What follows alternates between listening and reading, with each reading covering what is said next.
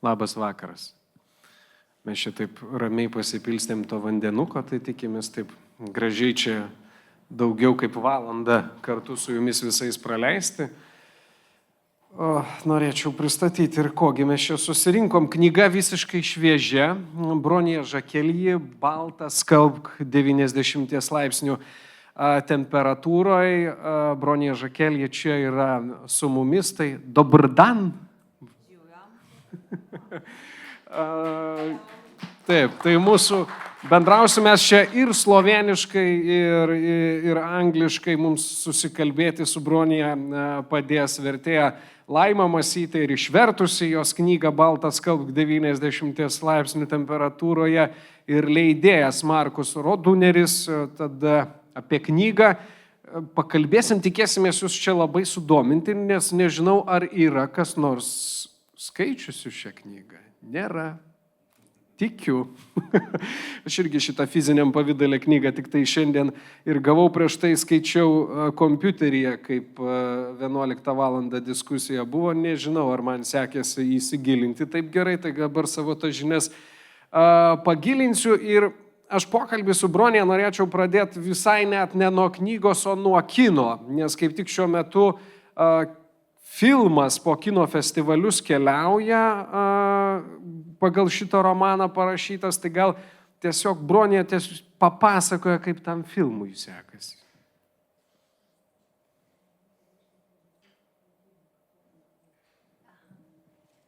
Ja, torej še enkrat dober dan sem skupaj.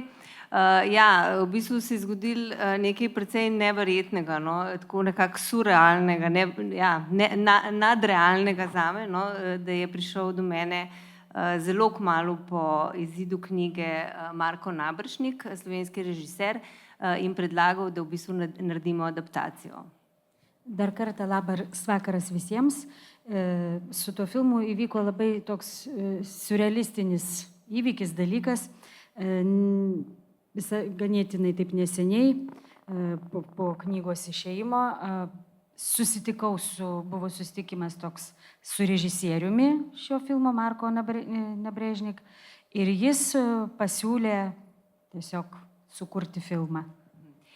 Nisem se mu mogla zelo veliko upirati, ker v bistvu zelo redka je priložnost, da bi imel režiser v knjigi oziroma v filmu dve Bronji, ker Marko je že posnel pred leti Petelini zajtrk, kjer je bila glavna igralka Bronja in zdaj ima spet Bronjo, tako to se mi zdi tako edinstvena priložnost, da nisem mogla reči ne. Nelabai galėjau jam atsispirti, nes jis jau buvo prieš tai sukūręs filmą, kuriame veikėjos vardas buvo taip pat Bronja, o šis vardas jau nuo savęs pridedu, Slovėnijoje toli gražu nėra dažnas. Ir man iš karto klausimas, kaip Bronija pasijautė, kai jos tai yra debiutinis romanas. Ir debiutinio romano autorė susitinka režisierius ir sako, aš pagal tavo knygą noriu pastatyti filmą.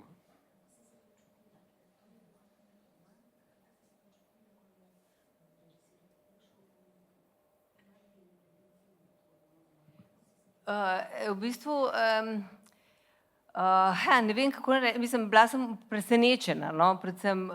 Buvau nustebusi. Ja, zelo neverjetno se mi zdi, zato ker knjiga je bila šele 2 meseca zunaj, pravzaprav je bila zelo sveža, jaz sem takrat nastopala v enem intervjuju na televiziji, on je režiral tisto oddajo Studio City, tako da se mi zdelo vse skupaj precej tudi nemogoče, in sploh nisem verjela, da bo potem njegovem tej prvi pobudi v resnici zares sploh kaj nastalo. Sedaj pa, ko gledam film, je pa res to nekaj neverjetnega, ko gledaš film o življenju, ki si ga ti že v bistvu odživel, in ko v filmu na eni strani si, na drugi strani nisi, in ko gledaš v bistvu pred sabo vse, kar je bilo lepo in kar je bilo tudi hudo, tako da so mešani občutki, ampak lepi. Buvau iš tiesų apstulbusi, nes tai pasiūlymas atėjo praėjus 2 mėnesiam po knygos išleidimo, tai yra visai šviežiai. Daviau interviu vienoje televizijos laidoje, kurią režisavo būtent tas režisierius ir po laidos jis priėjo ir pasiūlė.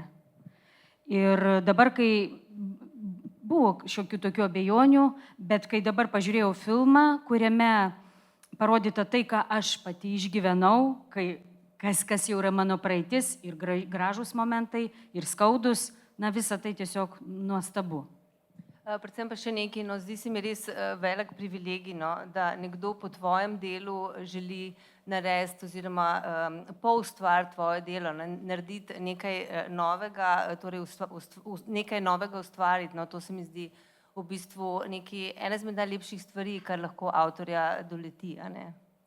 Manau, kad tai yra netgi privilegija, kai autoriui pagal jo knygą, pagal jo romaną režisierius pasiūlo pastatyti filmą, perkelti tavo kūrinį savo kalba. Tai tiesiog autoriui tai vienas iš tokių nuostabiausių išgyvenimų yra kažkokio kūrinio autoriui.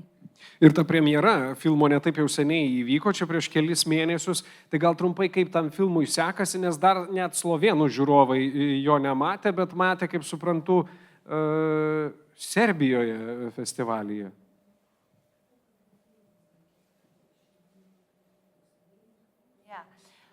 Torej, premjera filma svetovna je bila v Sarajevu, na Sarajevskem filmskem festivalu in dobro nam je šlo. V bistvu dobili smo, jaz sem bila res presenečena, navdušena, vsi smo bili, cela ekipa, ker smo dobili 3. nagrado po mnenju občinstva med 200 pa še nekaj filmi. Tako da to je bil v bistvu res en tak v bistvu dosežek za vse nas in sledil je tudi po tem festivalu v Herceg-Novem v Črni Gori, kjer sta pa Anica Dobra in pa Lea Cok, torej igralki, ki igrata mojo babico in pa mene, starejšo Bronjo, si delili nagrado za glavno žensko vlogo. Tako da, popotnica je dobra. Sarajeve, kur įvyko pasaulinė premjera filmų, Sarajevo festivalyje filmų, mums tikrai pasisekė, nes filmas gavo iš 200 su trupučiu filmų, gavo 3. vietą pagal žiūrovų vertinimą. Žiūrovų vertinimą, taip. Toliau filmas keliavo į Juodkalniją ir ten aktorės vaidinusios Bronijos senelę ir pačią Broniją jau vyresnę, jos gavo apdovanojimus kaip geriausios aktorės festivalio. Tad tikrai visa grupė kūrybinė tikrai buvo, laiminga. Novembra bomo pa v Sloveniji začeli, štartamo, sredi novembra. O lapkričio viduryje filmas bus pradėtas rodyti Slovenijoje.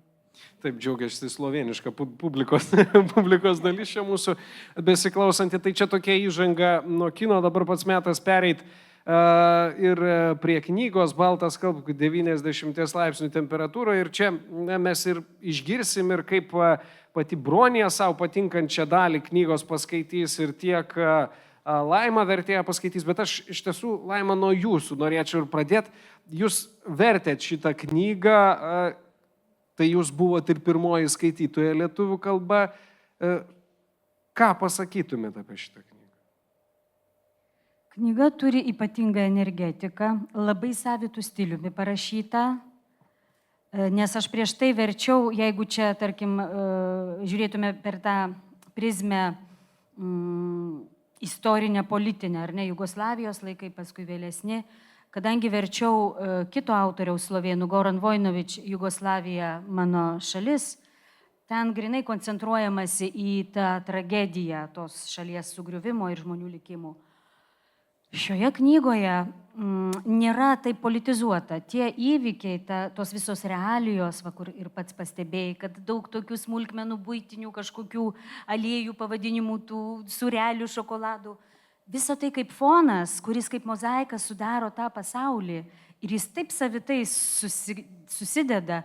Ir, sakau, man visų pirma knygos energetika. Už tai yra labai smalsu ir vis Bronios mėginau iš jos išgauti, kaip pasisekė filmą pastatyti, nes kaip ar perteikė tą energetiką. Čia bus įdomu. Aišku, yra ten tokių, emociškai buvo sudėtinga versti šią knygą, iš tiesų, nes yra sunkių momentų, bet verta buvo visą tai pereiti ir, manau, skaitant irgi bus verta visą tai išgyventi autorės tą visą kelią gyvenimo, ką jinai praėjo. Iš tiesų, Bronija, ar šita knyga ir ją reikėtų mums skaityti kaip jūsų tokia, tam tikros gyvenimo dalies refleksiją, patirties perteikimą? Gal čia toks klausimas būtų, ką jūs siekiat papasakot su šitą knygą?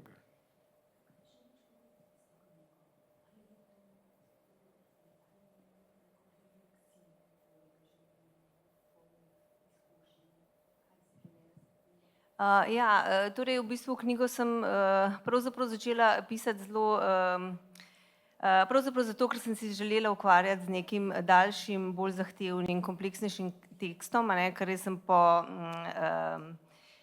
izobrazbi sicer novinarka, zdaj delam v bančništvu in mi je enostavno manjkalo ustvarjanje, manjkalo mi je pisanje.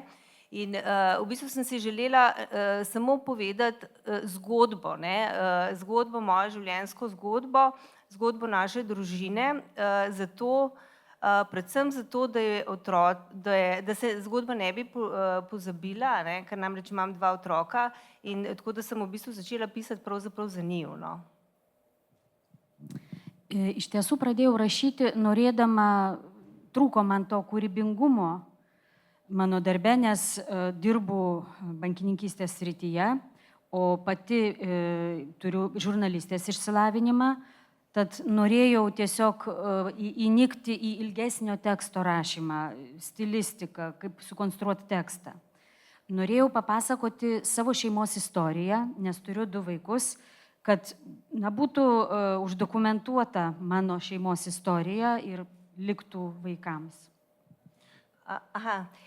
In v bistvu želela sem povedati eno zelo enostavno zgodbo, brez nekih velikih zaključkov, brez moraliziranja, brez nekih vzgojnih tonov. Tukaj ni šlo v bistvu za neko angažirano pisanje, pravzaprav, čeprav mogoče kdo misli, da glede na te teme, ki jih naslavljam. Tiesiog norėjau papasakoti paprastą šeimos istoriją, be jokių moralizavimų, be kažkokių didelių išvadų, be kažkokių tokių auklėjamųjų momentų. Nepaisant tų temų, kurias užliečiu, kurias išgyvenau, daugelis mano, kad taip gali būti, bet iš tiesų tiesiog paprasta šeimos istorija. Potem se je pa v bistvu izkazalo, da gre za v bistvu na nek način torej pisanje, ki, čeprav se tega nisem zavedala, naslavlja pomembne teme, kot so torej minljivost, smrt, žalovanje, bolezen, samost, vprašanje iskanja resnice in tako naprej. Tako da v bistvu je knjiga na koncu tudi meni dala več, kakor sem v bistvu sama od nje pričakovala. Pričakovala sem enostavno zgodbo, zgodilo se je pa malo več, tudi zame, ne samo mogoče za bralce, ki se najdejo v njej. Bet iš tiesų parašius knygą ir kai ji išėjo, įvyko taip, kad tos svarbios temos, kurias užliečiau, mirtis, tas laikiškumas, vienatvė, susidūrimas akistata su rimta liga, jos vis dėlto sudėjo tokius taškus, kurie ir man pasidarė svarbus, tad tai neišėjo vien toks paprastas papasakojimas šeimos istorijos, o iš tiesų kažką davė ir man pačiai, paskui jau kai išėjo knyga, jau baiginėdama knygą pajaučiau, kad parašiau kažką tokio rimtesnio, negu kad įsivaizdavau. Bronija, laikotarpis, kurį aprašot 78-ųjų, 90-ųjų Slovėnija, vieni gal mes žinom, kas tuo metu ten vyksta, kas vyksta tuo metu Slovėnijoje, kokiame kontekste yra šita istorija?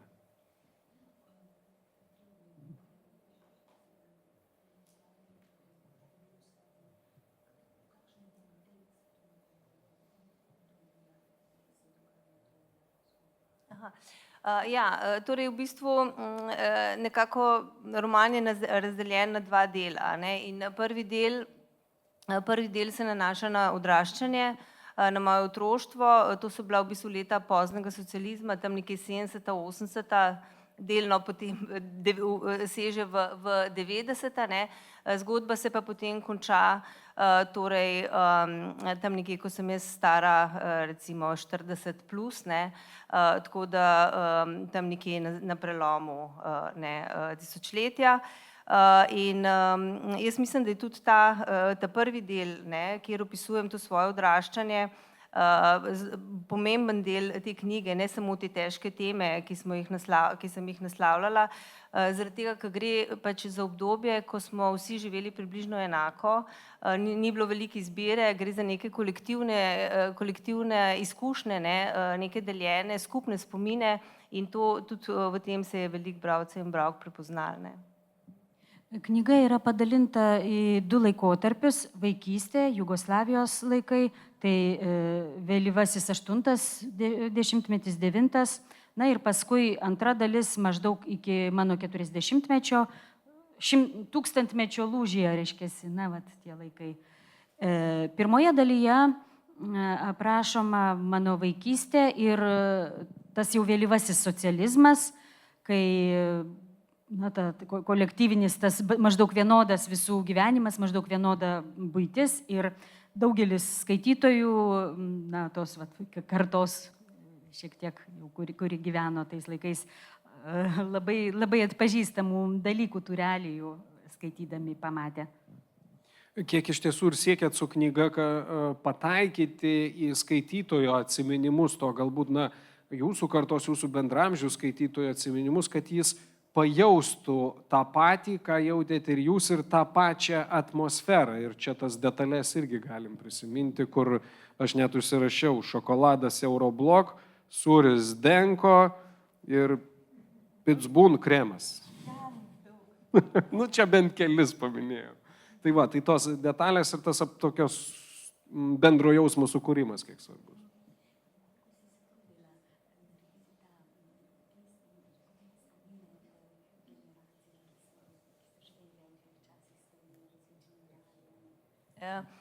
Ja, v bistvu ta del, ne, ta prvi del, torej opisovanja vseh teh nekih malih banalnosti, ne, vsakodnevnih banalnosti ene družine, tega poznega socializma ali pa nekih intimnosti, no, se mi je zdel zelo pomemben pravzaprav v pisanju, zaradi tega, ker pravzaprav sem v tem delu najbolj uživala, no, tako da je mogoče ta del tudi nekoliko daljši, a ne, ker je bilo mogoče tudi zaradi načina pisanja, a ne, torej prva oseba, sedanjik in tako naprej, se mi je zdelo, kot da bi stopila v nek časovni stroj, vse je bilo tukaj, je bilo zdaj, vsi smo bili še živi skupaj, a ne, tako da sem se temu res zelo intenzivno posvetila.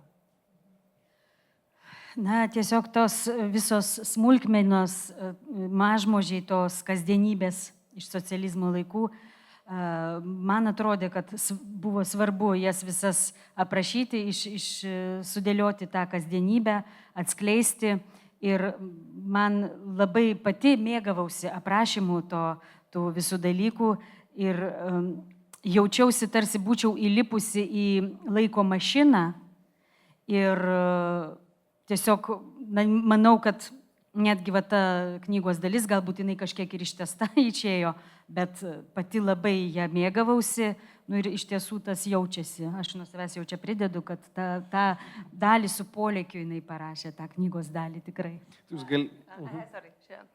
Pa mogoče še to, no, v bistvu teh 14 let, ne, prvih 14 let, ko je bila mami moja še živa, in smo bili vsi skupaj in tako naprej, je pomembno tudi zato, ker zame so to leta res neke brezpogojne ljubezni, varnosti, ne, neke bazične, elementarne sreče, ne. In v bistvu to so bila leta, zdaj, ko gledam nazaj, ne, ko sem lahko zares v svoje žepe nabrala najboljše karte, ne, vse ase in vse džokerje, ki jih v nekem trenutku v življenju potrebuješ, ne.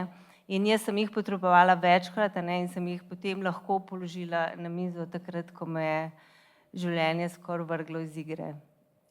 Ir tos kasdienybės tarp tų smulkmenų iš tiesų praėjo mano laiminga vaikystė, besąlygiškos meilės vaikystė iki 14 metų, kai netekau mamytės. besąlygiškos meilės, saugumo jausmo, būtent vat, tos meilės, kuri į mano kišenes prikišo, kaip pati autorė tą metaforą pavartoja, prikišo tiek kozirių, kad paskui, kai gyvenimas pradėjo man rodyti savo dantis, aš galėjau atsimušinėti tais koziriais. Tai todėl vat, tas periodas, to pridėta visko su meile ir tų detalių, ir ta šviesi, nuostabi vaikystė, todėl vat, ta dalis labai svarbu buvo ją tai paprašyti. Markusai, kaip jūs atradote šitą knygą? Ir kodėl jums buvo svarbu, kad jį pasirodytų ir lietuvių kalba? Paprastai pas mus ateina vertėjai, nes mes vertėjų sąjungos leidykla, tai dažnai ateina vertėjai tada, kai kokia didesnė leidykla nelabai nori leisti to, nors Slovenijoje tai tikrai bestselleris.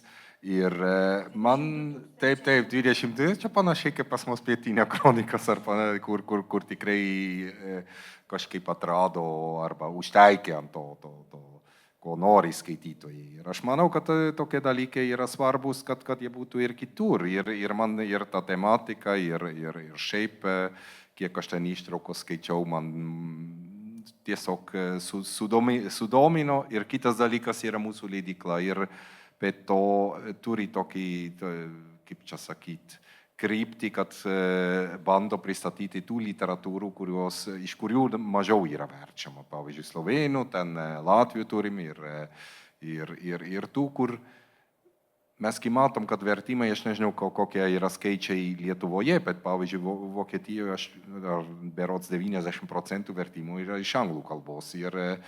Ir mes kaip tik norėtume tam tikrą ir atsvarą, kad šiuolaikinį romaną iš tokių šalių, poeziją dar irgi turim programoje ir manau, kad šitas visas gerai susiderina. Ir slovėnų irgi turėjom jau tokį žinomą poetą, Tomą Šalomūną, kur irgi Laima vertė ir tęsim šitą kryptį. Bronė, tai ką paminėjo Laima, tiražas 22 000 jūsų knygos. Kaip jūs pati savo atsakot, kas lėmė tokią knygos sėkmę?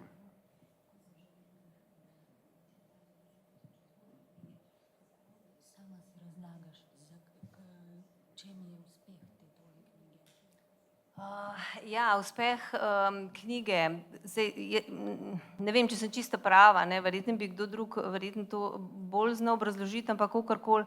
Jaz mislim, da je ena izmed najpomembnejših stvari, da sem podelila nekaj resničnega. Nekaj resničnega v tem svetu samoprevar, v tem svetu v bistvu neke navidezne, umetne, spolirane resničnosti, ki jo ustvarjajo družbeni mediji.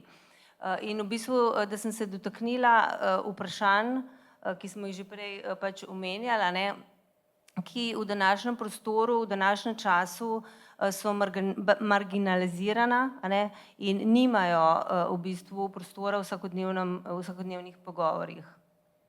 Nežinau, kaip tą paaiškintų kiti, bet aš mėginu taip tą paaiškinti.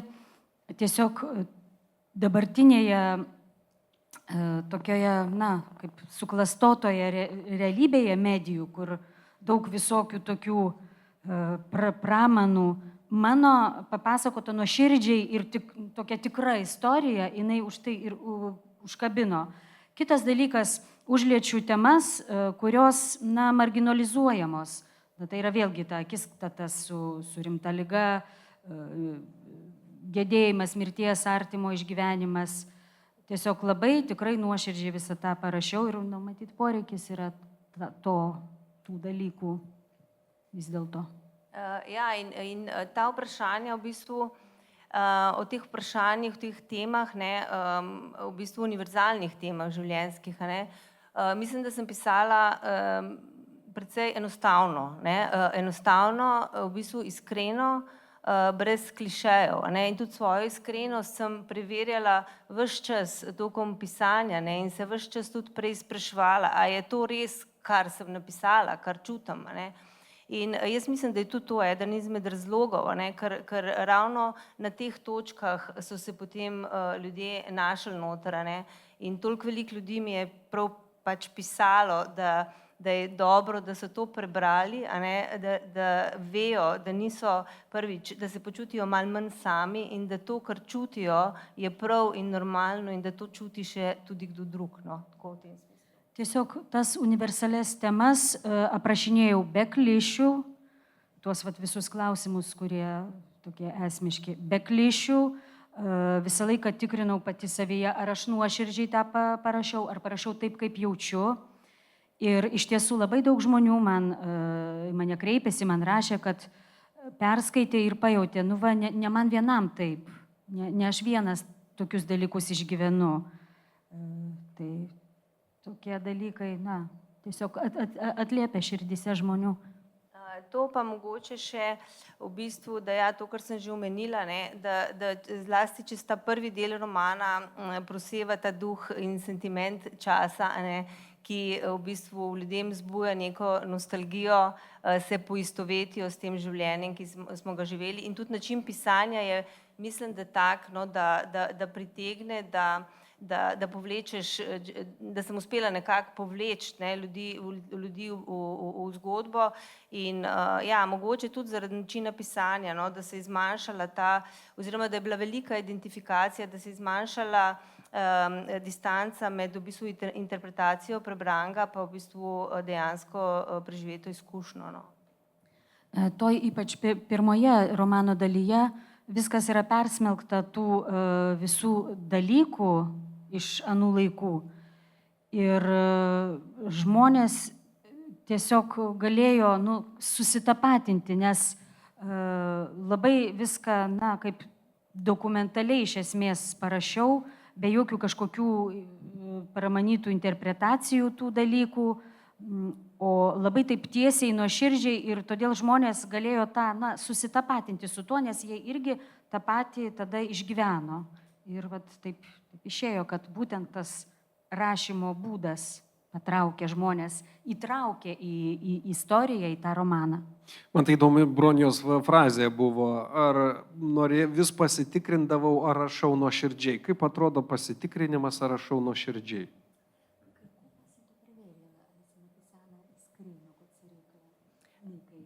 Ja, sama pri sebi, drugače ne moreš, ne. V bistvu preizpraševanje, stalno preizpraševanje, ker meja je zelo tenka, ne.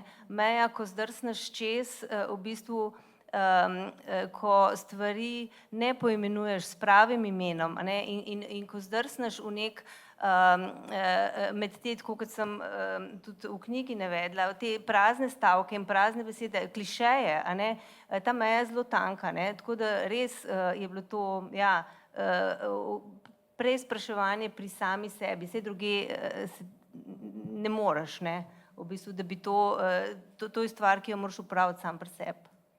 Nu, vienintelis būdas tai viduje savyje tą klausinėti, žiūrėti, kad nes riba tarp to nuoširdumo, to tikrumo, ką tu nori pasakyti, ir klišių yra labai tokia nežymi, gali nuslysti labai staigiai ten.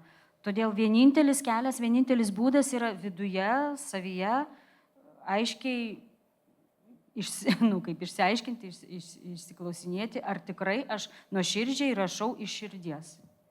Ker drugače mislim, da niti nima smisla pisati, ne. Če nisi iskren, če nisi do konca iskren, brutalno iskren, v bistvu v nekih točkah, a ne, in če ne greš do roba ali pa celo, da se zvrneš, ne, jaz mislim, da je boljše, da odložiš, ne, ali pisalo, ali računalnik, ali karkoli, no. Mislim, jaz tako ne živim, ne, niti ne želim tako pisati, no. Se mi zdi, da je to brez pomena, lahko potem počneš kakšne druge stvari. Manau, kad net kitaip neverta nerašyti. Būtent tik tais nuoširdžiai, net išsinuoginant, aš taip ir gyvenu ir taip ir rašau, o jeigu neišeina taip rašyti, tai geriau tada viską atidėti, ten kompiuterį ar rašiklį su lapu, nesvarbu kas yra. Nes kitaip, na, nėra prasmės, neturi prasmės rašymas. Niso pa bili čisto vsi navdušeni nad tem, ne. Tiesą sakant, ne visi buvo sužavėti tuo, kaip aš parašiau. Na, bet... O kokios kritikos? Kas nesusižavėjo tuo, kaip jūs parašėte? Dve teti en stric. Dvi tetos ir vienas dėdė. Ir vienas dėdė. Pa Mes jau po truputį mokomės malo slovenų. moj oče. Ir truputėlį jos tėvelis. Navdušenje je padalo z naklado. Očetovo. Kako? Ja, ne, da je očetovo navdušenje padalo število prodanih Spaudimas pakilo? Ne. Tėvo susižavėjimas po truputį krito, kylant egzempliorių, reiškia, pardavimui. Tai jis tėvas tikėjosi, kad bus mažai parduota? Jo, kad kuo mažiau žmonių sužinos, ką ten jinai apie jį parašė. Aš tai norėjau pasitikslinti dar vieną žodį, nežinau, kaip čia publikai užkliuvo, bet iš Bronijos atsakymų vis aš girdžiu žodį ubistvo. Ubistvo tai yra iš esmės. Ai, iš esmės. Čia Nes ne žodinė. Aš ubistvo jau galvoju, kažkas tenai sverda. Aš paskui tau parašysiu, kaip taip prašoma, kad žinau. Iš esmės. Gerai, žinosim, ubistvo. Tai iš esmės dabar pereikim prie šiek tiek prie knygos ir mes turim dabar čia tokią privilegiją būti šiek tiek pranašesni už jūs, nes mes turim tekstą ir aš galvoju, Laima, ar man gal paskaityti, pavyzdžiui, šiek tiek pradžios? Ar jūs norite paskaityti? Aš kažkaip galvoju, nes mes čia pasiskirstėm prieš tai, mes ruošiamės šitam susitikimui, netiem čia improvizuotai visi. Čia mes pasiruošėm teksto dalis, girdėsit ir sloveniškai skaitant, tai pažiūrėsim, kiek mes ten suprantam. Tai šiek tiek nuo pradžios ir nuo įžangos, tai tave vadina Mita, o aš tave vadinu mamytė. Tu esi tokia nepaprastai graži ir esi mano.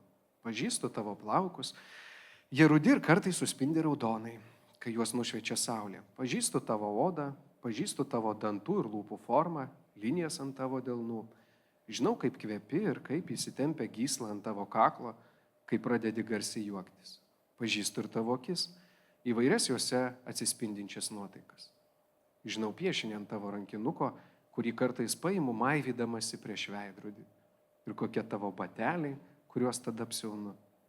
Žinau, kokie tavo plaukų suktukai ir kokio mėlyno atspalvio plaukų džiovinimo gaubtas, po kurio sėdi kiekvieną sekmadienio vakarą, kai mes visi vienas po kito prausėmės vonioje.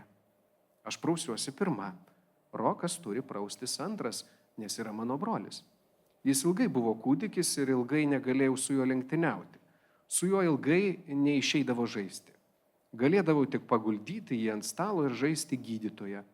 Numaudavau kelnes ir žiūrinėdavau jo pimpaliuką.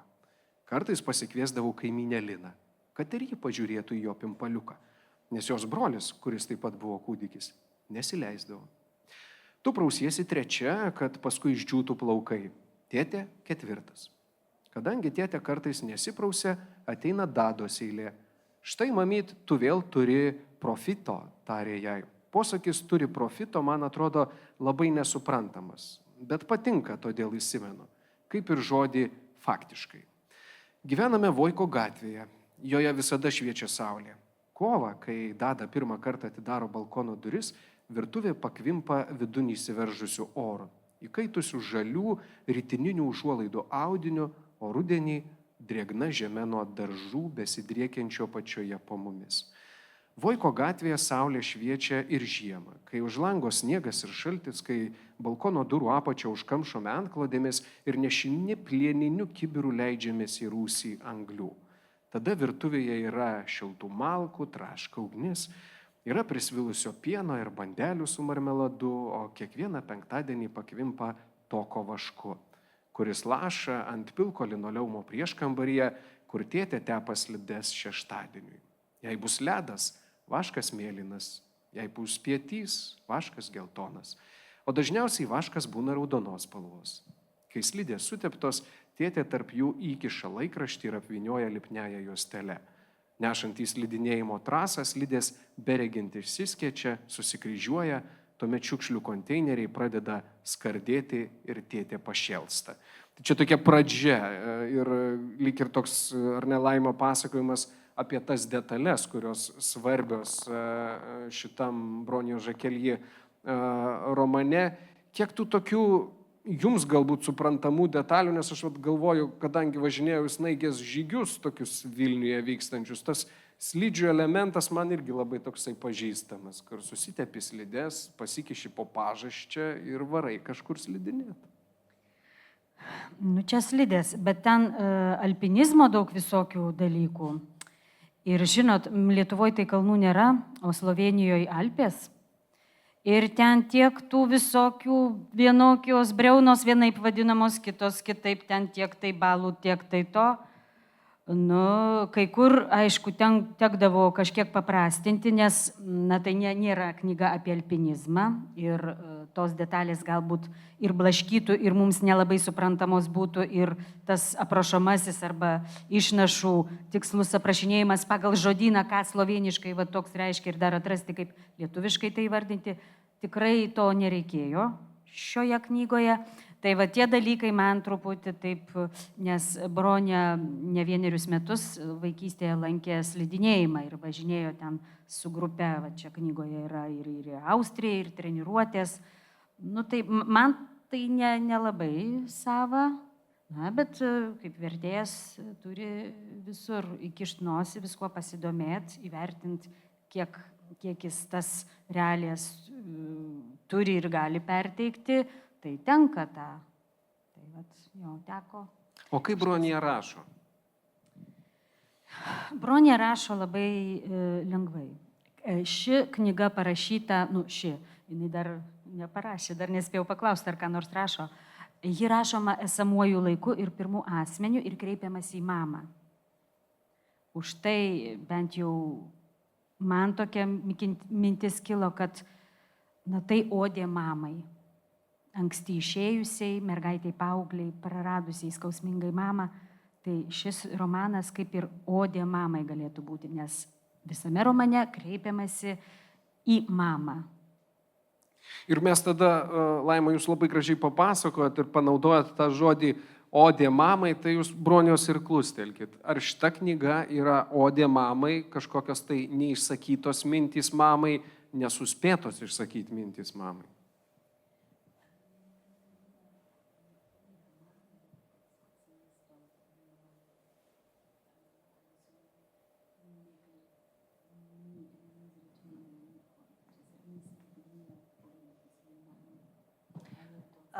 Ja, po eni strani je, ne, po eni strani gre za poklon mami. Torej, jaz sem izgubila, ko sem bila stara 14, ne, in želela sem ji, zato tudi ta nagovorni slog, v bistvu zgodbo pripovedujem njej, želela sem ji povedati, kako se spomnim časov, ko smo bili še vsi skupaj in kaj vse se je zgodilo potem, ko nje ni bilo več. Taip, tai yra tokia dovana mamai ir būtent tas kreipimasis visam romane į mamą taip ir yra, kad norėjau papasakoti jai visą tai, kas nutiko po to, jai, po jos išėjimo. Po drugi strani je pa tudi poklon življenju v resnici, a ne? In ne glede na vse hudo, kar se je zgodilo, ne? Jaz v bistvu to knjigo še vseeno vidim in berem, ne, in tudi film v resnici kot nekaj svetlega, ne, kot neko svetlo zgodbo, ki pripoveduje v bistvu, da se da kljub vsemu vedno nekako, skoraj vedno da, ne, in da je vredno ne samo preživeti, ampak tudi živeti.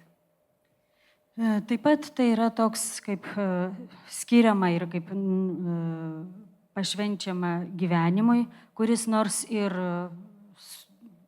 suteikia tau, duoda kažkokių iššūkių skaudžių, bet vis dėlto yra šviesus ir filme irgi tas atsispindi ta šviesa ir vis dėlto verta ne tik išgyventi, bet ir gyventi. Zdaj pa malo za šalo, malo za res, ne, ampak mogoče imam to neki karakter, ne, neki so vse te dobre karte, recimo, ki sem jih prinesla s seboj.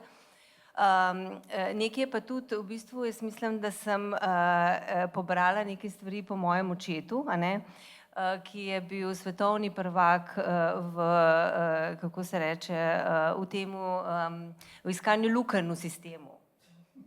Ja. Na, kai kuriuos dalykus, čia visokių yra, na, tų charakterių, bet daug dalykų aš kaip perėmiau ir iš tėtės, kuris buvo čempionas tokių ieškojimų kažkokių spragų sistemoje. Ja, ker on pač jaz, Rok in Dada, mi smo bili vsi partizani, a ne?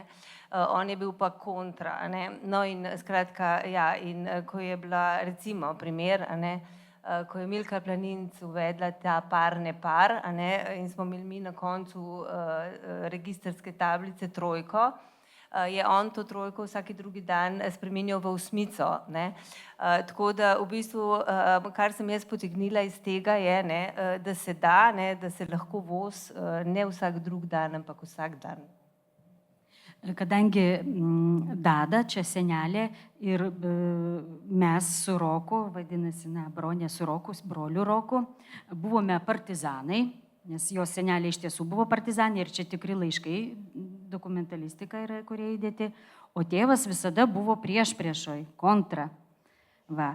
Ir čia Bronė tokį epizodą papasakojo iš romano, kurį mes irgi aptarinėjom. Galbūt aš jo neperpasakosiu, o perskaitysiu tą trumpą.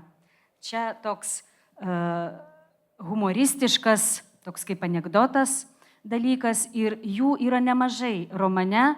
Tai tikri įvykiai, bet jie taip smagiai aprašyti, taip apžaisti, kad, na, atrodo, nu, anekdotas.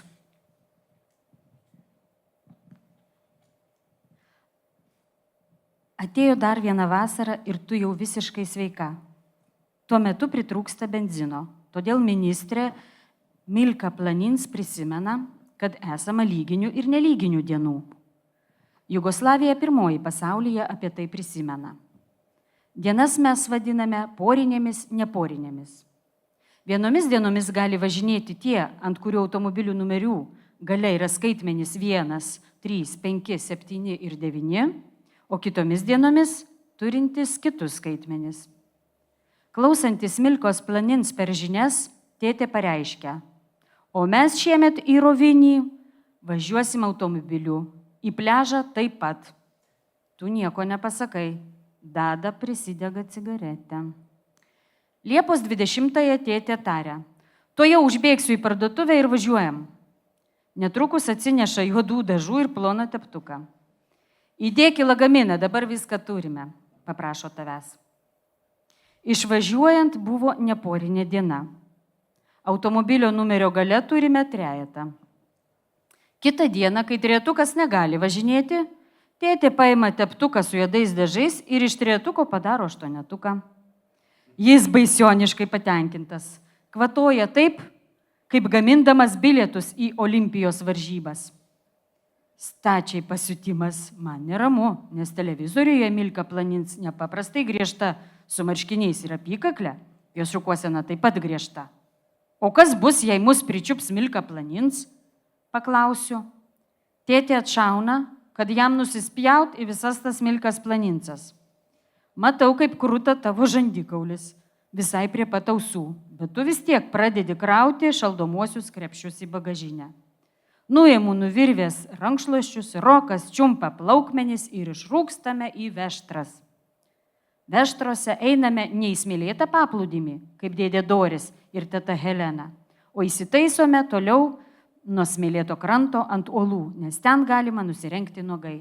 Vairuodamas tėtė siaubingai plūstasi, o už vis labiau tada, kai baigėsi asfaltas, nes prasideda dulkėtas, duobėtas ir gervogėmis užaugęs kelias.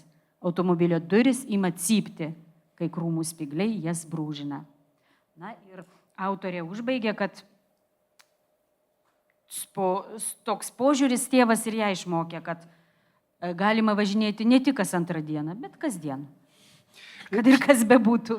Kiek tokio humoro derinama ir kodėl galbūt Bronija derina tą ir šiokį tokį humorą, ką jūs čia pateikėt kaip pavyzdį, ir tuos skaudžius išgyvenimus, ar ne? Mamos netektis, pačios sunki liga, vėžys ta liga yra. Kodėl to reikia, Bronija?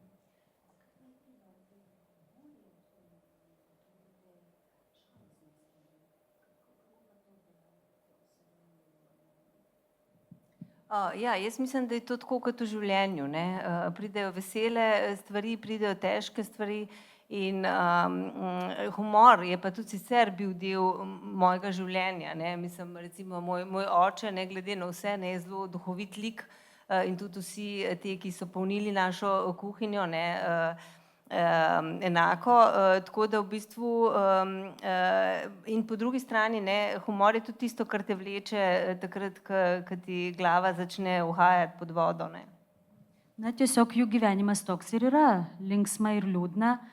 Ir tai lydėjo ir mūsų gyvenime tą, nes tėtė, nepaisant, kad ir koks jis ten parodytas, bet jis buvo labai su humoro jausmu žmogus. Be to humoras yra toks dalykas, kuris tave ištraukia, kai pradedi grimsti į kažką negerą. Ir apie tos negerus dalykus iš tiesų jūs paminėjot, kad norėjot būti labai atvira, bet čia visada irgi man toksai yra klausimas, kai rašytojas arba kūrėjas kalba apie atvirumą, kiek jisai yra atviras ir kodėl jam to tokio atvirumo reikia. Jūs pasakojat atvirai apie ligą, apie savo jausmus tada, kai sužinot diagnozę. Kokio atvirumo lygį jūs pasiekėt ir kodėl to reikia jums?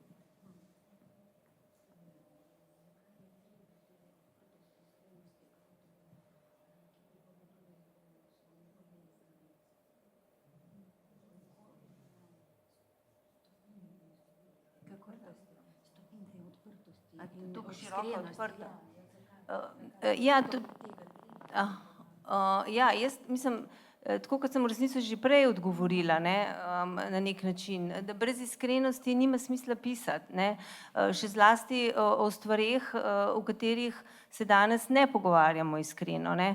In ko sem jaz zgubila mamo, zgubila brata, zbolela sama za rakom in tako naprej, sem težko našla sogovornika, ne, ki bi bil na drugi strani iskren. Ne. In ko sem se sama lotila teksta, kaj ne bi drugega napisala? Mislim, če sem že želela pisati, kot da gremo v popolno iskrenost. Ne. In jaz to niti ne vidim kot neko razgaljanje ali nekaj v tem smislu, ne. Ampak enostavno je bil to edini način, na katerega me je sploh zanimalo pisati. No. Drugače vse skupaj res, kot sem že prej rekla, no, ne bi imelo smisla. Na, kaip jau ir iš pirma minėjau, kad priešingų atveju nebūtų, jeigu nenuoširdžiai nebūtų prasmės rašyti. O kitas dalykas, tai ir buvo poreikis, nes aš praradau mamą, aš praradau brolį, pačią užklupo sunki liga. Ir iš esmės neturėjau pašnekovų, su kuriais galėčiau nuoširdžiai ir kurie su manim nuoširdžiai į tai reaguotų. Nedaug žmonių tą patį patiria, kurie galėtų lygiai taip pat. Ir todėl rašymas nebuvo prasmės kažkaip tą užvuoliuotai rašyti. Tiesiog tai, ir tai nebuvo, netraktuoju to kaip išsinuoginimo kažkokio, o tiesiog, būdas būtent parašyti nuoširdžiai. Kitaip nebuvo prasmės. Bet tai čia savotiška terapija pačiai Bronijai buvo? Išsipasakoti?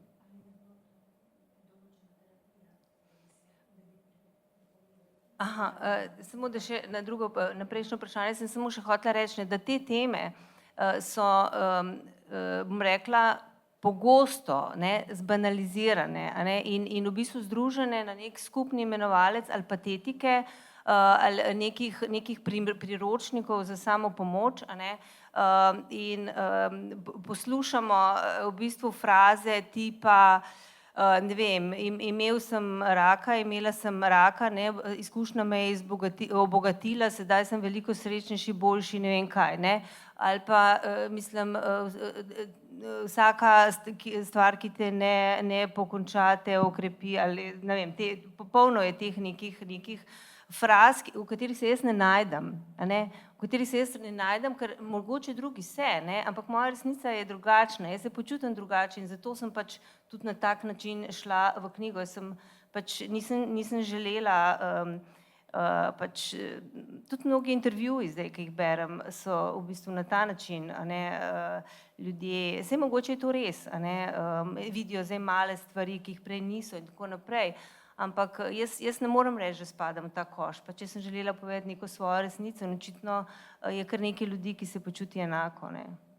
Na ir tęsiant tą nuoširdaus rašymo temą, tie dalykai, kuriuos užliečiu, jie labai subanalinti, labai suvesti į bendrą vardiklį, nėra individualumo ir tie visi savipagalbos, saviterapijos vadovai, pilna tų knygų prirašytų, kur ten išvada padaro, nu va, aš perėjau tą ligą ir dabar esu laimingesnis, arba tai, kas manęs nepražudė, mane sustiprino. Aš savęs neradau, man tai nepadėjo, neradau atsakymų tuose visuose, kas pateikiama aplinkui pasaulyje. Ir ieškojau savo kelio, savo būdo ir tai vat ir buvo tai, kad vat nuoširdus papasakojimas būtent individualiai, kaip vat man tas yra. Mogoče sem to, kar se tiče pa avtoterapije, ne, to v bistvu, ki je bilo vaše vprašanje. Samo pisanje pravzaprav je bilo okej, sem se počutila v redu, ko sem pisala, ne, ampak ni šlo pa za avtoterapijo, ne. Daleč od tega pravzaprav, jaz sem očitno potrebovala nekaj več, ne, potrebovala sem, da se knjiga, v bistvu, da se ta tekst izda, a ne, da ga nekdo prebere in da se v bistvu vrne nazaj k meni s svojimi razmišljanji. Iš tiesų tai nebuvo autoterapijos knyga, o man buvo svarbiau parašyti knygą, kad ji būtų išleista ir kad žmonės atpažintų mane iš tų laikų ir tiesiog savo mintimis ir emocijomis grįžtų į tuos laikus. Ker takrat je bila v bistvu ne s pisanjem knjige, ampak takrat šele je bila prvič presežena ta tišina, po 30-35 letih tišina, ki je sledila mamini smrti, in takrat sem imela šele v bistvu prvič priložnost ponovnih razmislekov o nekaterih ključnih dogodkov iz mojega življenja.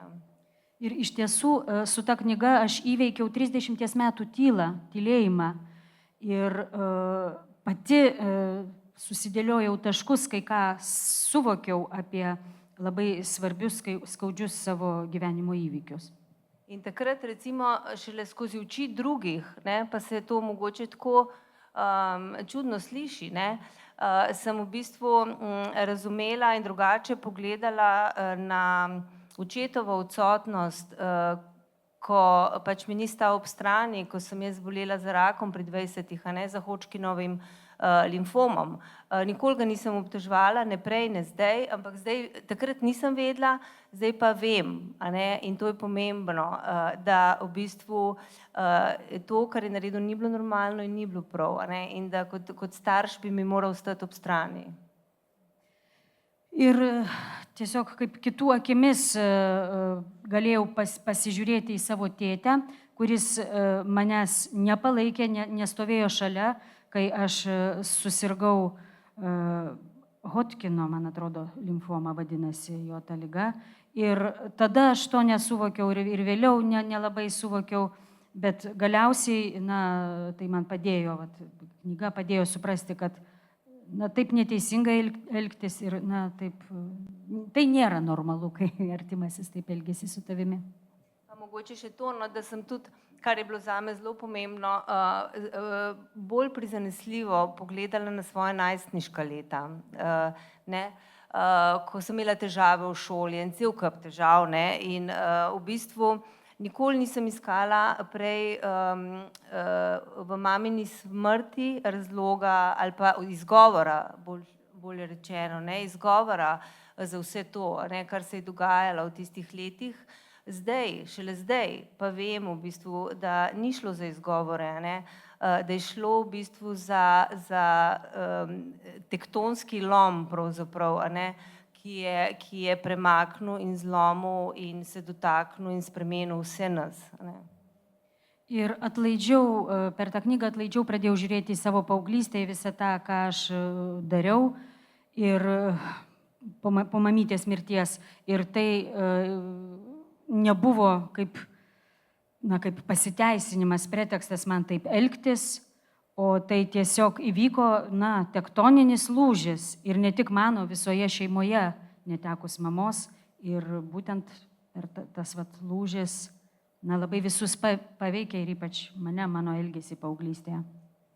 Aš dabar galvoju, kad puikiai yra vieta Bronijai paskaityti ištrauką slovėniškai ir po to Laima pratęs tą mintį. Tai klausykime tos slovėnų kalbos.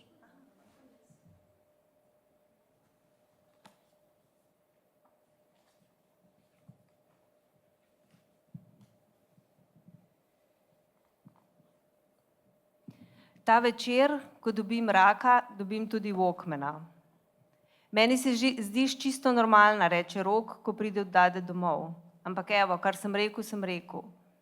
In potem dobim nazaj še krtačo za lase, žele, kaseto in oranžno plezalsko majico iz Italije. Limonine napolitanke Eva iz trgovine nama jih prinese oče. Dnevi potem so čudni in vsak je drugačen. Največkrat mislim, da bo šlo in da bom enkrat spet zdrava. Zaupam si, mirna sem, čisto notri, globoko v sebi, v trebuhu sem mirna. In takih dni je veliko. Ampak včasih me je tudi strah, zelo strah. Včasih se strah vame splazi počasi in obtiči tam nekje, kjer bi moral biti zrak. Spet drugič pa butne vame sunkoma, me preseneti, spodnese, spodreže. Ko grem po ulici, ko se peljem na avtobusu, ko so obiski. Včasih se to zgodi in takrat so moje noge hrome. Takrat rečem, strah me je, da bom umrla.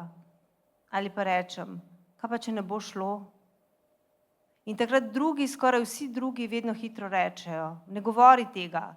Ali pa rečejo, seveda bo šlo, pozdravila se boš, samo močna bodi.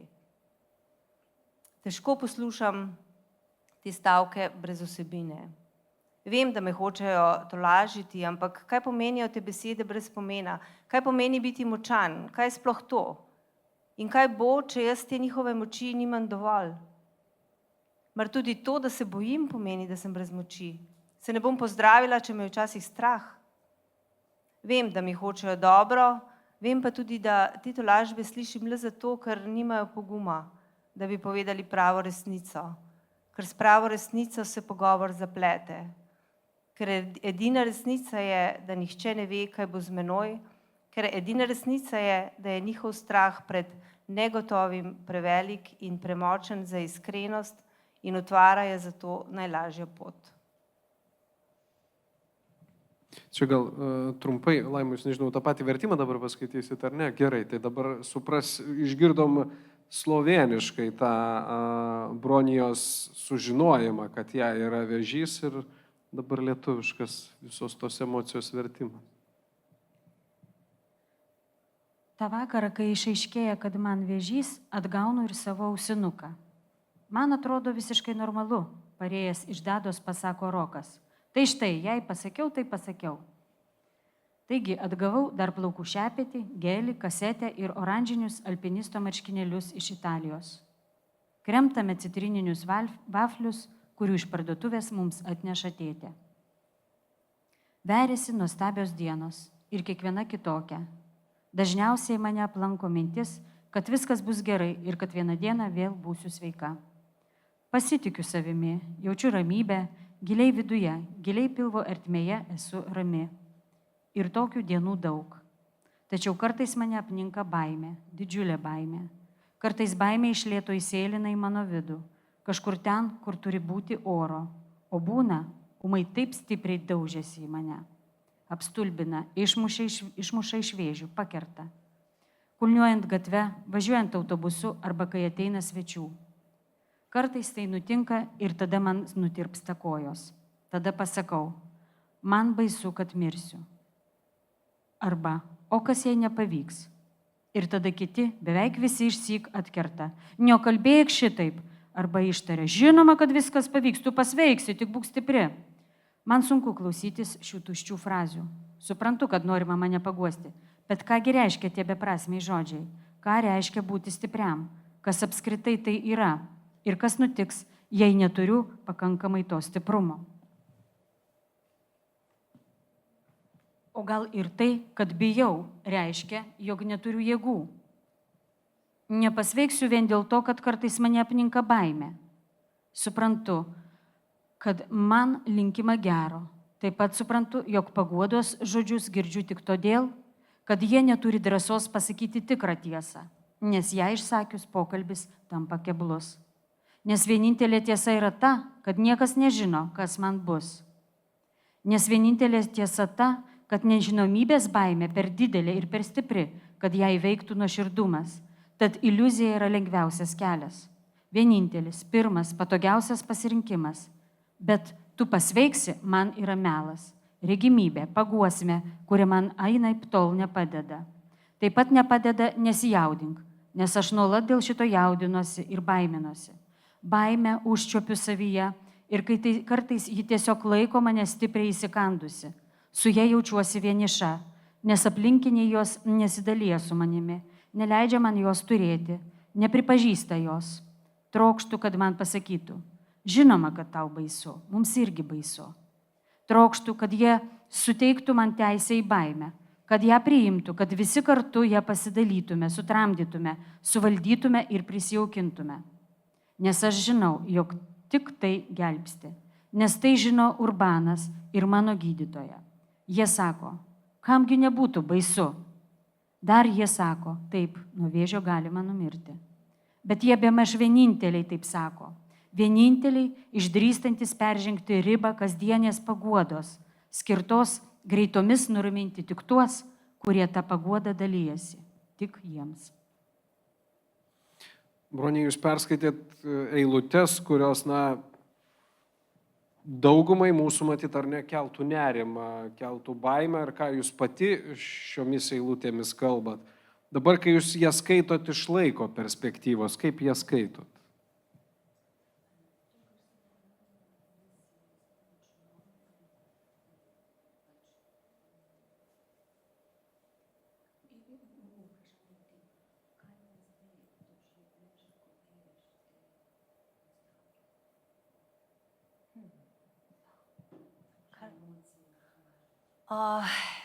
Ne morem reči, da imam kakšne posebne emocije, ko to pravzaprav berem, ker to je v meni že tokrat premišljeno, sklanjano, udomačeno, tako da to je v bistvu moje, to je del mene in ne morem reči, v bistvu, da imam kakšne prav posebne občutke pravzaprav v tem.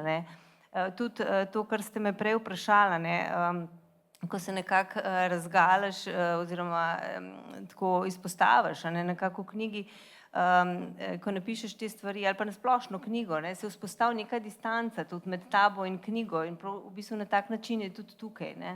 Neka distanca je pravzaprav vzpostavljena, ne glede na to, da gre zelo za moje osebne stvari. Šiuo atveju tai tam tikras nuotolis jau yra atsiradęs, nors iš tiesų, kaip autorės pasakė prieš tai, kad tai yra labai vidinė jos dalis, kurią jinai jau seniai ir išnagrinėjo, ir pergyveno, ir daug kartų apmastė, ir prisijaukino, bet kadangi tai, kaip parašyta, tai jau tas tekstas yra kaip ir tam tikrą prasme ir jau iš nuotolio į jį žiūri. Taip, kad kažkokių ypatingų tokių jausmų, pergyvenimų skaitant, ne. Mi pa več pomeni, da to berejo drugi in zlasti, če se nekdo najde v tem, če je to komu v pomoč, tako kot sem že rekla, da se ne samo najde v teh vrsticah, v smislu, da če čuti enako, da se v bistvu identificira s temi mojimi besedami. To je, mislim, tisto, ki mi v tem trenutku, ali pa odkar je knjiga pravzaprav izdana, največ pomeni, ne? Zato, ker to so stvari, ta vprašanja so me nekoč mene porivala nekam v samost in v tišino in dobro je, ne? To mi največ pomeni, pravzaprav, da je zdaj to del na nek način, ne? Tudi javnega diskurza, ne? In če te besede najdejo pot nekam drugam, k nekomu drugemu, ne? Mislim, to je tisto v resnici, kar največ šteje v tem trenutku zame. Dabar man iš tiesų svarbiausia tai, kai išėjo knyga, kad šitie žodžiai rastų kelią į kitų žmonių širdis ir protus ir kad žmonės galėtų tapantintis su tuo, ką aš išgyvenau. Kad atrastų savo kaip atspindį, savo kaip istoriją atpažintų tuose žodžiuose. Tas yra vertingiausia. Mūsų susitikimas čia su Bronija jau artėja po truputėlį link pabaigos ir aš galvoju, gal yra publikoje besiklausančių, kurie turi minčių ir aš jau matau ir pirmąją ranką, tai aš prie jūsų prieisiu gal trumpai savo šiek tiek vardą, kad taip jaukiau būtų bendrauti ir klausimą ar mintį.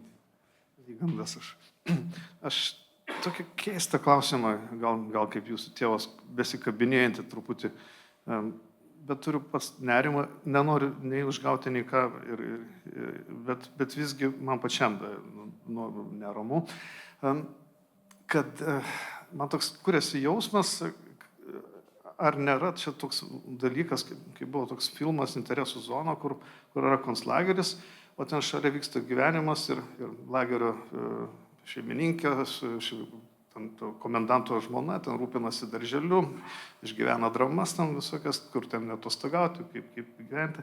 Tai yra du tokie pasauliai. Dabartinė Slovenija man visiškai nežinomas kraštas.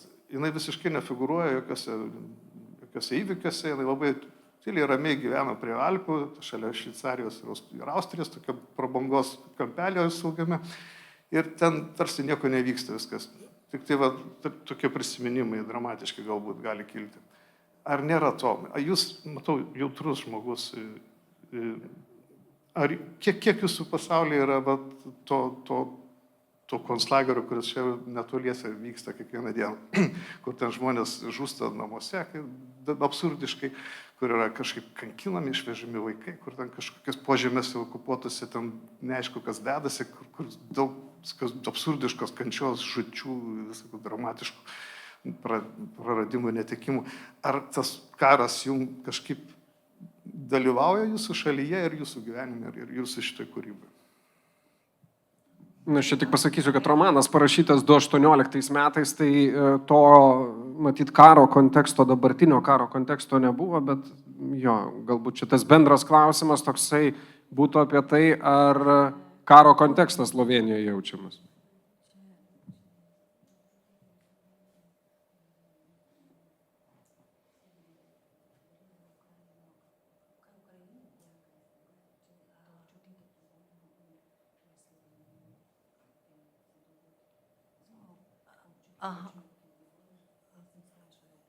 Zapravo Ukrajina. Ja, mislim, seveda, ne, absolutno to, kar se je zgodilo, v bistvu ta konflikt, ne, vojna Rusija-Ukrajina, v bistvu je to nekaj takrat, kdaj je bilo to februar, ali je bilo 22. februar, kdaj tam, ne, se mi zdelo nekaj popolnoma nemogočega, ne, nekaj nezamisljivega v resnici, ne. Tako kot zdaj to, kar se dogaja med Izraelom in Gazo, ne? In grozno je, ne? Nekaj, kar je bilo nekoč daleč ali pa nezamisljivo, da je zdaj tukaj in zdaj in v bistvu, mislim, ne vem, kaj naj drugega rečem, no, kot to, da upam, da bo zdrav razum, če ga je še kaj, ne, prevladal in da se bodo te stvari pač končale, ne, in da se ne bo zadeva razširila še naprej, ker zdaj gledamo pač kaj se dogaja, ne, s temi droni, ki letijo nad Dansko, zdaj sem tudi slišala tukaj nad Šauli, da so neke rakete poletele proti dronom in tako naprej, ne, da se ta konflikt ne bi razširil. No, upam, da bo prevladal zdrav razum, drugega vam ne moram povedati. Ja. Na taip, kai tas prasidėjo dalykas 22 metų vasarį, tai tiesiog atrodė kaip kažkas neįsivaizduojamo, neįmanomo. Ir aišku, kad užliečia ir žmonės jautriai jaučia, reaguoja į tai. Ir vienintelis dalykas, reikia tikėtis, kad tiesiog neišplis, nors girdime čia apie tų dronų skraidimus. Na, vienintelis dalykas, ką galiu kaip pakomentuoti, tą, kad sveikas protas, jeigu jo yra, nugalės. Taip. Žinoma, be abejo, galite ir vertėjai, galite ir man, galite ir leidėjai. Kuri vieta buvo jums emociškai sudėtingiausia versti, kaip aiškintumėt. Ir antras dalykas, išgirdau skaitant, kaip jūs išvertėte rudi su raudonu atspalviu plaukai. Kaip jūs galėtumėt lietuviškai man paaiškinti, kaip atrodo tie rudi su raudonu atspalviu plaukai?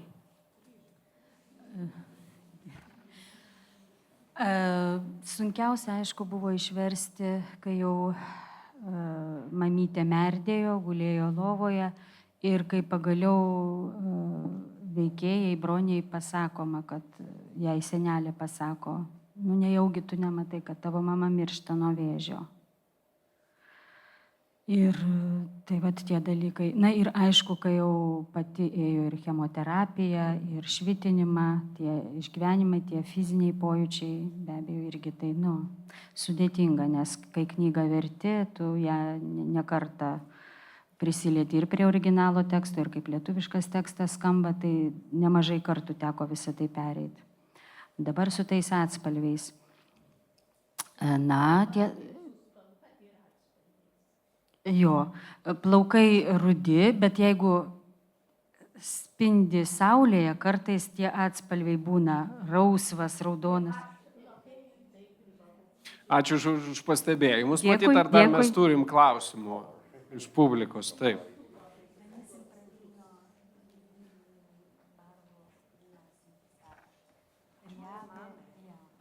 Sveiki, aš klausimą turiu turbūt visiems diskusijoje dalyvaujantiems apie pačius vertimus. Tai klausimas autoriai, ar nejaučiate nerimo, kad vertėjas, bet kurios kalbos vertėjas, gali pridėti galbūt savo kažkokią interpretaciją, versdamas kūrinį, nes vis tiek kalbos aspektai iš vienos kalbos į kitą ne visada niuansus galima išversti.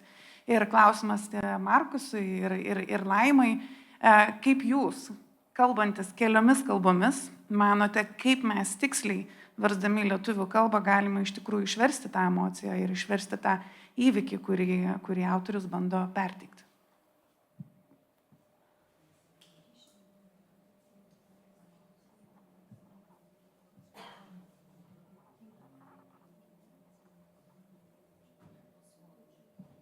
Ne moram reči, da se bojim, ne, da bi se,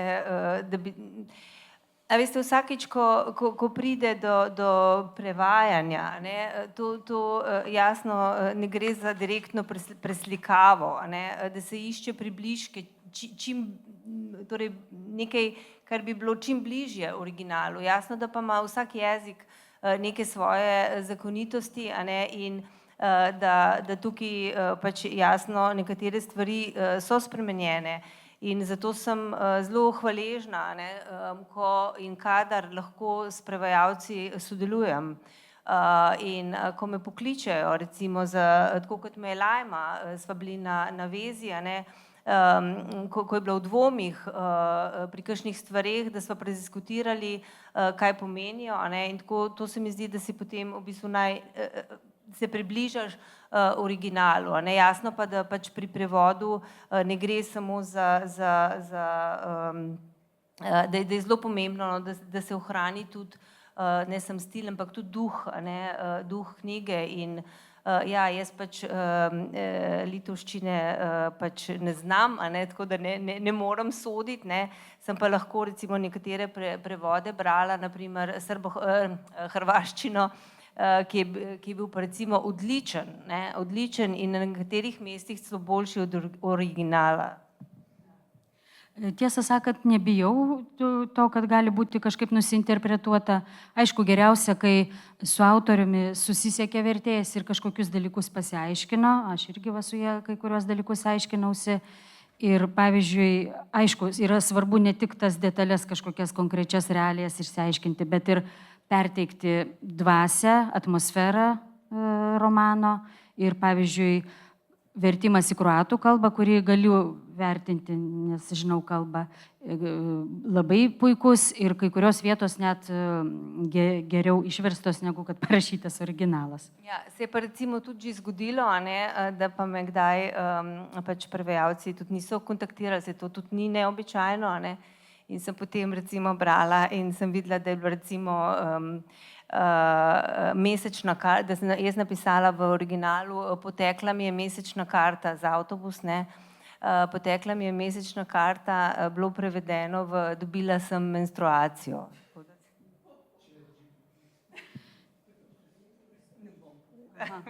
Nu, autorė nenori pasakyti, kokioj čia kalboj buvo, taip kokia kalba buvo išversta, bet originale yra, kad baigėsi mano nuolatinio galiojimas, kitaip tariant, mėnesinis, o buvo išversta, kad man prasidėjo mėnesinės menstruacijos.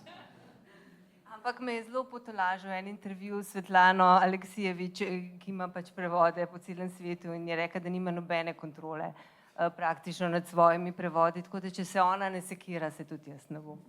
Ir mane paguodžia tas faktas, kad Svetlana Aleksijevič, kurios vertimų daug visame pasaulyje, pasakė, kad aš nesukontroliuoju visų vertimų ir sako, kad aš jau tikrai nepradėsiu dėl šito jaudintis, jeigu jau tokia autorė neima į galvą. Markusai, ir jums tada klausimas apie emociškai jautrių vietų vertimą, turbūt taip, ar ne? Kiek įmanoma vertėjui perduoti kitą kalbą tai, ką norėjo pasakyti autorius originalu? Na, kadangi aš į lietuvių paprastai neverčiu, o atvirkščiai į vokiečių savo gimtąją kalbą. Tai, bet aš manau, emociškai įkrautas vietas galima perteikti ir tai reikia. Ir kitas dalykas yra, kaip tai daroma, nes pavyzdžiui, mano pirmas vertimas, kuris Vokietijoje gana gerai ir buvo parduodamas, buvo Ragana ir lietus, Jurgos Ivanauskaitės, kur labai daug emocijų yra tam romane ir vyrai yra visiškai nelabai tokie geri. Ir kaip tai perteikti, kaip vyras, kai visi vyrai atsiprašant yra šikniai tam romane. Kitaip negalima sakyti apie šitą konkrečiai, taip, bet čia gal tada labiau verti ne galva, o širdimi. Nes tai irgi emocijas reikia ir versti ir tada įsigilinti ir pats gal prisileisti tas emocijas ir jas išgyventi kažkaip. Man ten kaip ir sukosi filmas, ta kalvoje. Aš ten visiškai pradėjau po kokius porą mėnesių, aš gyvenau visai kitur. O yra tekstai, kur jos yra gana intelektualiai sausai parašyti, tai reikia ir atitinkamai kitaip versti. Ar dar turim publikoje klausimų? Ne, aš tik patikslinsiu tą eilutę dėl raudonų plaukų. Pažįstu tavo plaukus, jie rudi ir kartais suspindi raudonai. Raudonai. Tai kaip bijūnas. Kartais suspindi, čia žinot, čia detalės, aš tikiu, kad aš norėjau tą eilutę patikslinti, tai aš tikiu, kad jūs su Laima taip jau tiksliai tas spalvas aptarsit, spalvų paletę paėmė, aš dėkoju, yra, žinokit, knygų dar daugiau, ne tik tai šitos 4, kurias mes turim, tai jeigu yra noro įsigyti, tai dar galit iki parodos atidarimo, kuris, jau visai greitai, už kelių minučių, tai aš ir dėkoju vertėjai Laimai Masytei, Bronijai Žakelji ir leidėjui Markusui Roduneriui, kad buvo čia su mumis. Ačiū Jums, kad klausėtės ir čia dabar puikiai proga dar greitai pribėgti prie Bronijos, išsiaiškinti raudonas, geltonas spalvas ir visą kitą. Ačiū Jums.